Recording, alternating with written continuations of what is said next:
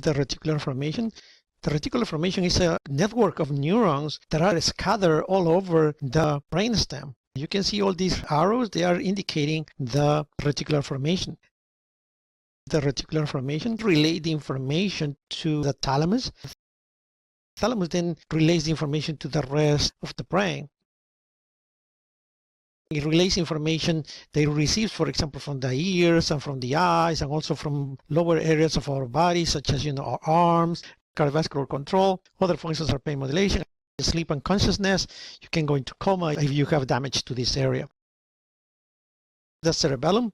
The cerebellum is behind the brainstem, below the brain. So a cut to the cerebellum show you that it has these areas. They are called the arbor vitae. That looks like a little branches of a tree.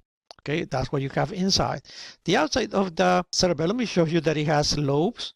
This part is the anterior lobe. This part is the posterior lobe. Okay, also has hemispheres, left hemisphere and right hemisphere, and they're connected by the vermis. The cerebellum helps us control equilibrium as well as coordination of movement. It has some very important cells, such as the Purkinje cells. They are very big cells that you are going to have in your cerebellum, as well as granule cells. The diencephalon. The diencephalon has three parts: thalamus, hypothalamus, and epithalamus. The thalamus is a group of neurons. They're going to form multiple groups. The thalamus is located right in the middle before the information reaches the brain. A lot of times in the book, you're going to see that this is referred as the gateway to the brain, because all the information that you have coming from the body, from the ears, from the eyes, from the cerebellum, from the reticular formation, they're going to go through the thalamus. The thalamus processes all the information and relays this information to the different areas of the brain. The hypothalamus. The hypothalamus also forms groups. Two of the most important functions about the hypothalamus is that it controls everything that got to do with hormones and everything that got to do with the autonomic nervous system. Every single hormone that you have in your body is going to be controlled by the hypothalamus. So it has a very important function with respect to maintaining homeostasis of your body. In addition to that, you have control of hunger, thermoregulation, food intake, relation with the sleep, as well as memory. The epithalamus consists of two main parts. One of them is the pineal gland, and the other one is the habenula. Habenula is part of the limbic system. The pineal gland is going to secrete melatonin, and it's going to be necessary in order to control the circadian rhythm, which helps us distinguish between what is day and what is night.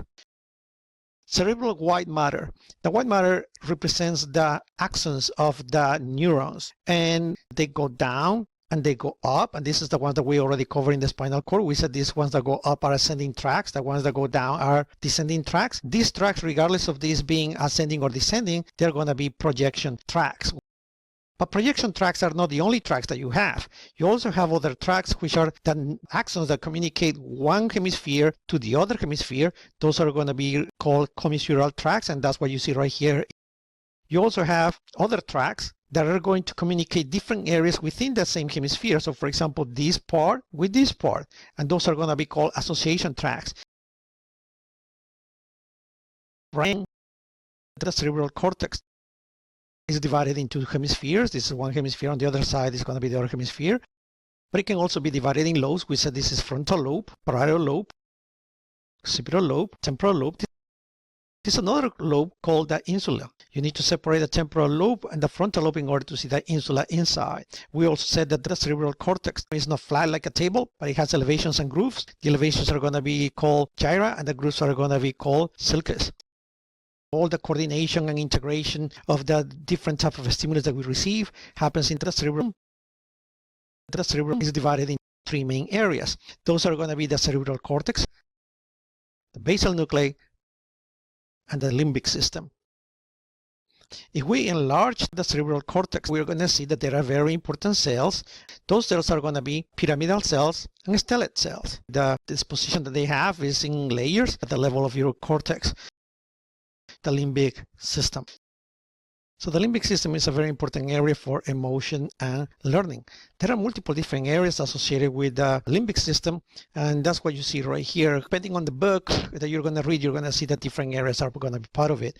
But there are three main areas that everybody basically agrees on that, which are the cingulate gyrus, the hippocampus, as well as the amygdala. The cingulate gyrus is this one right here on top of the corpus callosum.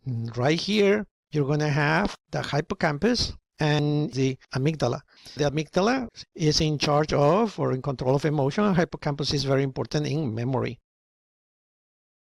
The next topic is going to be the basal nuclei. Basal nuclei are a set of neurons that they're going to be located on each side of the thalamus. And you see these ones right here, those are considered basal nuclei. These basal nuclei are involved in motor control.